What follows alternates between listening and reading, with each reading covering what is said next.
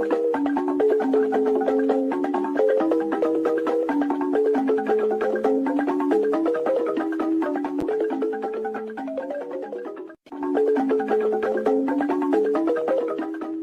have no mercy for those that come to disrupt the restoration of this struggle. We don't negotiate with anyone. We will never do that. Because when you do things like that, you encourage the same thing to be inside the government, and they will continue to do what they are doing. There's an added access.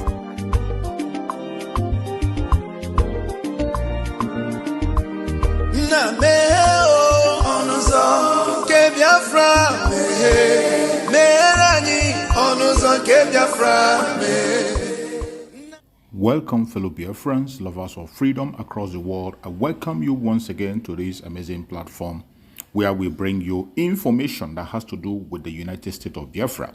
Information coming from the right source. In this platform, we promote and support the restoration fully and recognition of the United States of Biafra under our Prime Minister, Mazi Simon Ekpa, and of the Supreme Commander of Mazi Nandekano. Today, under the leadership of Dr.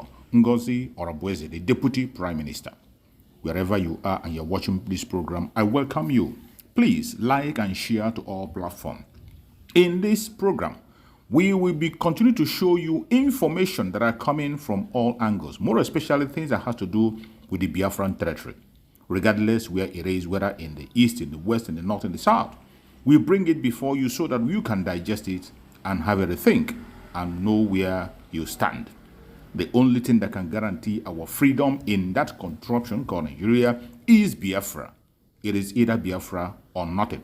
And wherever you are, continue to support the United States of Biafra. That is the only way to go. That is the only way you can have good economy and have security. Regardless what you see today, do not get distracted. Do not get bemoved. Continue to stand your ground, to demand for self-determination because it is your right. Do not allow anyone to take away the right to self-determination, the right to self-defense, and the right to life from you. Kindly watch this video for more wisdom. Let's watch. All right, Barrister Darlington, in another very recent development, I'm sure 2 days ago you heard the news about Simon Ekpa that he was going to be extradited to Nigeria in July. And a lot of Nigerians, some people responded and said, for what? What exactly is it coming from? How do we know the process will not be induced? So the federal government can take all their resources to ensure this happens. And insecurity is bedeviling the nation in droves. So if they could take their time, gather their resources, push the government of Finland to ensure that Simon Ekpa is extradited, are we not going to see another resurgence of insecurity in the southeast, like especially for the fact that he has followers? Well, but his lawyer has come out to say so, that it is wrong and that narrative is not true. That where did they get that information from, that Simon Ekpa is to be extradited? That for what reason? That yes, his case is going to be heard, I think sometime in June, and everything is being done in the Finland, whatever. But nobody knows how far or how strong the quest for Simon Ekpa's extradition has gone with, the Nigerian government. But for now, that story, that information is not true. This is a statement made by Simon Ekpa's lawyer, and it was the cable that had to reach out to him that, okay, this thing has gone viral. Reno Mokri even tweeted it on his X account. So, and even major online, major newspapers published it. They had it as their major headline, So the Finnish Simon Ekpa's lawyer said, where did that come from? So is it possible that the FG lied to make it seem as if, they already have their hands on him, and the loyalists should better realize that whatever you think is happening, we have our hands on him? Or why do you think this kind of narrative circulated, that everyone was able to consume that information? The much I know is that this is propaganda, and it is being played out in order to discredit Simon Ekpa. To discredit him? He's already in jail. I know, to discredit him and what is up to, because this man was alleged to be sponsoring the killings in the southeast and all that. He even have his own followers and all that. And so, since this man was brought down in Finland, the level of insecurity in the south has reduced. It's on record. It has reduced drastically. So why are they trying to whip up unnecessary sentiment? Look, Esther, what they are trying to do can never happen. Because remember, that was what happened in the case of Nnamdi Kanu. Whenever you are prosecuting a matter of this nature, jurisdiction is very important. No, but what would that story come up? I'm telling you, major newspapers aired it. We even talked about it on this platform as well. I said it's propaganda. Did the Nigerian government, did they come out to own up? The answer is no. They have a way of putting things in the media there, in the media space. It's a question of paying some media houses. The lawyer said, I can confirm to you that no decision has been taken in Finland. I have no information on the matter, so no such decision could have been taken. This is Nnamdi, this is Simon Ekpa's lawyer. So he asks, I wonder who is spreading such information. That's what I'm telling you. It's somebody that is doing it and for their own selfish interest. That the British NBI, that is like their own FBI, is unaware of any court order about the purported extradition of Ekpa. So, with all this information now, are you not satisfied that this is propaganda in the making? So are we in an era of propaganda to achieve You can see it. You can see it. But like I said, it can never happen. It's not possible. Simon Ekpa is a Finnish citizen. Alan even married a Finnish wife. So how can that be? Remember the first time they wanted this extradition. And I think the Finnish government said we don't have a extradition treaty with you. And that one died. It died. That was why they said they will start a trial on May 25 next month. So where is this one coming from? Or are they planning to adopt him like Nnamdi Kanu from Anyway, that claim is false. The claim that a Finnish court has ordered the extradition of Ekpa to Nigeria is false. There is every possibility that the Nigerian government is ensuring that happens, but there is no conclusion to that.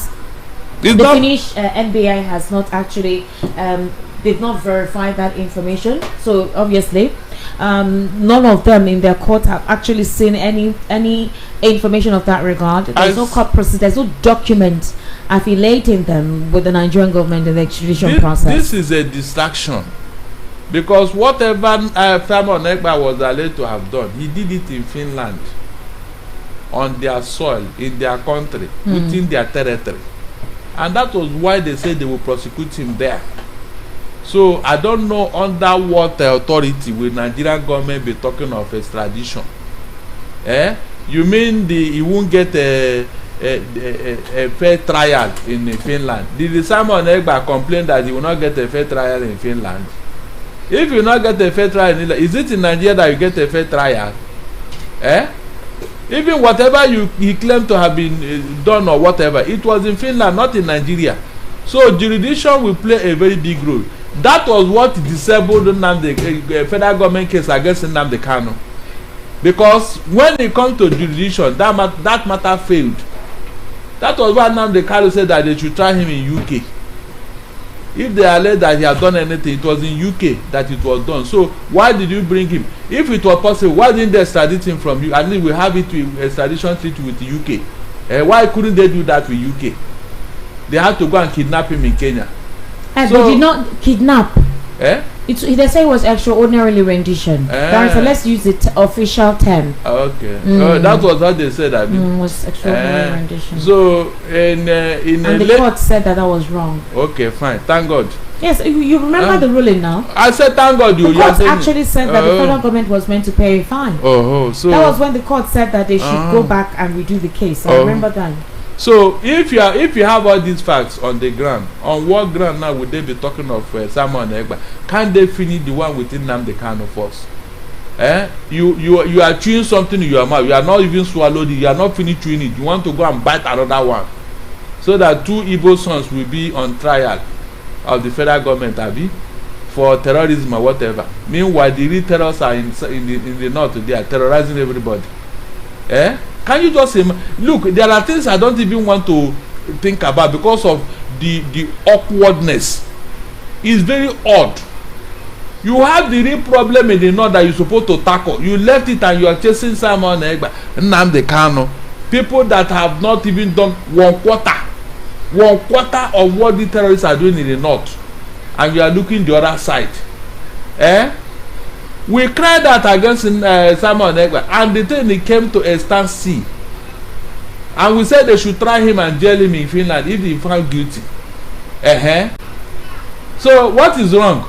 Did any Igbo man support Simon Ekpa? The relative peace we have in the south is everyone not enjoying it?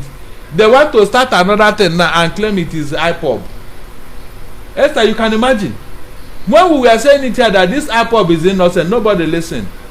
Since that thing was done in Finland, have you heard all these what do you call it? All these unwarranted killings in the southeast? Have you seen it? Have you seen it? The answer is no. So why does the federal government want to start it all over again?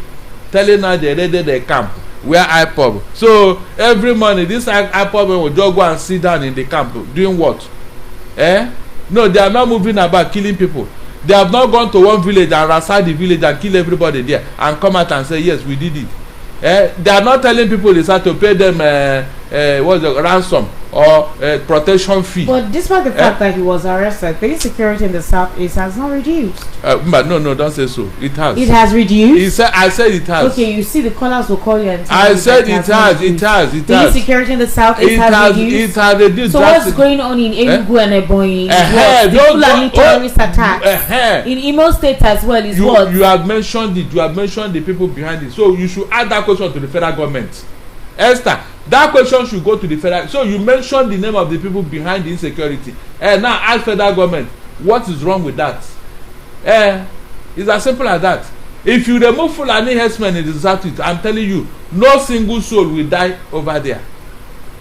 Just remove Fulani herdsmen and what they are doing in the southeast. No single Igbo man or woman will die in his or her farm. So is it the fault of IPOB or Simon Ekpa or ESN? Is it their fault? You mentioned the people behind insecurity.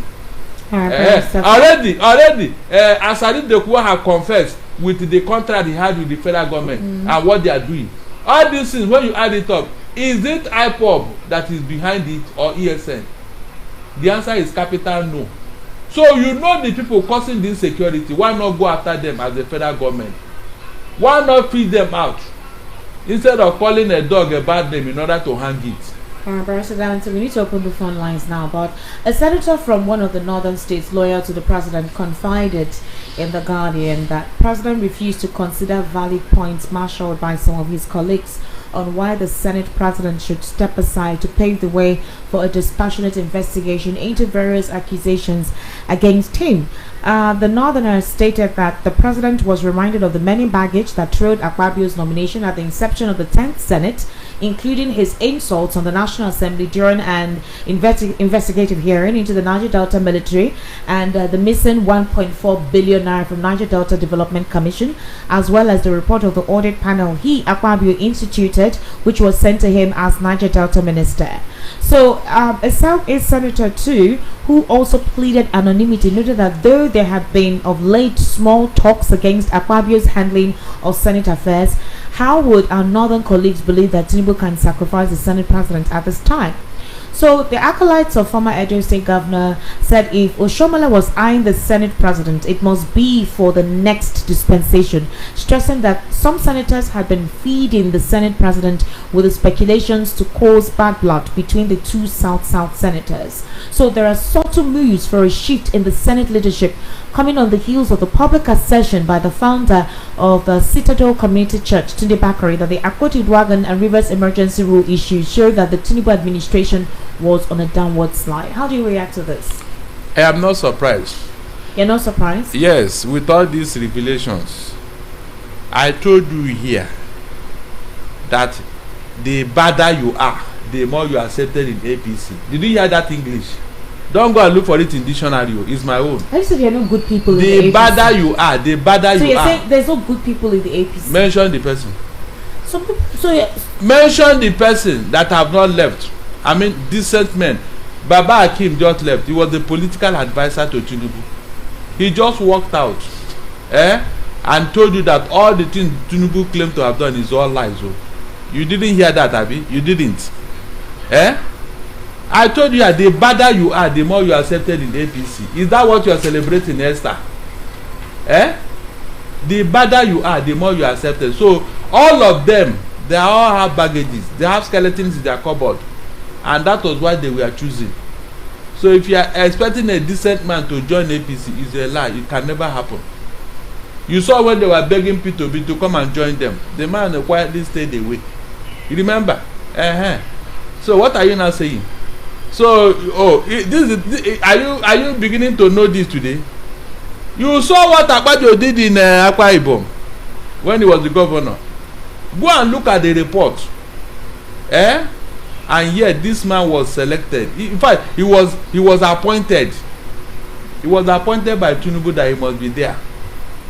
Why do you think he chose him? Hold on. Why do you think he chose him?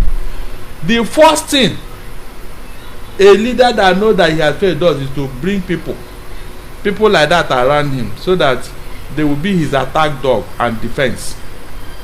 When a leader come into office and you start selecting spokesperson, right, left, and center. So Buhari that left, do you think he left because of integrity? Of course, because yes, now because he didn't fit into what they were. Are you sure Ngulali left out of integrity? Yes, he was asked to leave, and then he decided to leave because he couldn't fit into their game plan. Are you sure? I am telling you. Didn't you hear that the man, the so-called family problem and all that? Why didn't you hear about it after? He Ngulali wrote a very lengthy message for the president on his birthday. And so what? It's Kosi now. It's out of Kosi. They told us he was sick or something, and the family was going into disintegration. He wanted to go and put it together. Since he left, did you see any of such things? He did say his family is going to disintegrate. That was what they told you, that they have family issue. He's the only one that have family issue in the presidency. Since that time, did you hear anything? Before that time, remember, Ngalari will issue a statement. Bayo Ononuga will counter it. Did it not happen several times? Yeah, it did. So what are you now saying? He didn't have one voice. Oh, so what are you saying? And this man will tell you the truth. Ngalari, Bayo Ononuga will come and water it down and tell things that you begin to doubt which one is true, which one is false.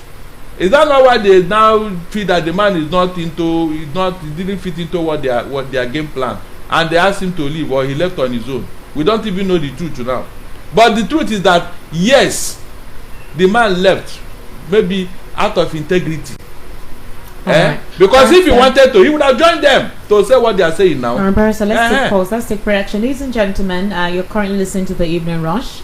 And my analyst today is Barrister Darlington Agumwa. My name is Esther Wachuku. It's time for us to hear what you have to say based on the conversations we've had so far on the hot topic. The number to call is 080-3692-9933. 080-3692-9933. Or you can call 0700-903-903-903. 0700-903-903-903. Alright, those are the two numbers you can call intermittently. And then the WhatsApp number is 0817-1756-338. So if you're watching us on YouTube, you'll see the number on your screen. Alright. Hello, good evening. Thank you for joining us. Welcome to the Evening Rush. What's your name? Good evening, my sister. Good evening, sir. My name is Samuel Alali. Sir, can you turn down the volume of your radio, or you step away from your radio set? I'm moving away. Alright, sir. So you say your name is what, Samuel? Samuel Alali Gibson. Alright, so what's your location, please? From Ijakemo exit. Alright, sir. Please go ahead. Good evening, my sister. Good evening, sir. And I thank God for having Barrister on board. Thank you. Our first-time caller. For long I've been trying to get at you. Oh, wow. Thank you. Ring a bell. Ring a bell. Welcome.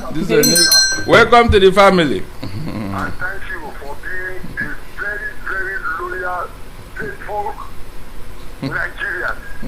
If I can say you are a Nigerian. Because as I don't think I'm a Nigerian. You're in Nigeria. You're buried in Nigerian name. You want to disown Nigeria? I don't have much to say. But I'll tell you one thing. Like Barrister said this evening, the APC is built on lies. You can see our former Minister of Information, Yahya Mohammed. Hello? I'm hearing you. We're hearing you, yes. Our former Minister of Information. information, Laya Mohammed. He said that his grandchild asked him, why do people call you Laya Mohammed? Even a child of 7 years. It's not achieved. His grandchild will ask that question. Oh my God. Yeah, I don't have much. It is we Nigerians that will hold ourselves. Abi? That will let ourselves know what we want in this country. Fela Afiri, my people, they fear even the air where they breathe, suffering and smiling. There is no matter how analytic you are, if we don't stand on our feet, Yes. we won't get to nowhere. Now look at what INEC is trying to do.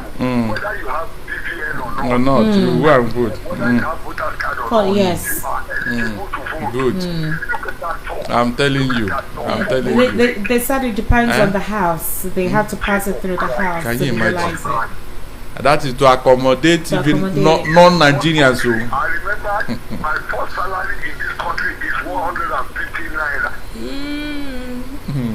I'm 65 today.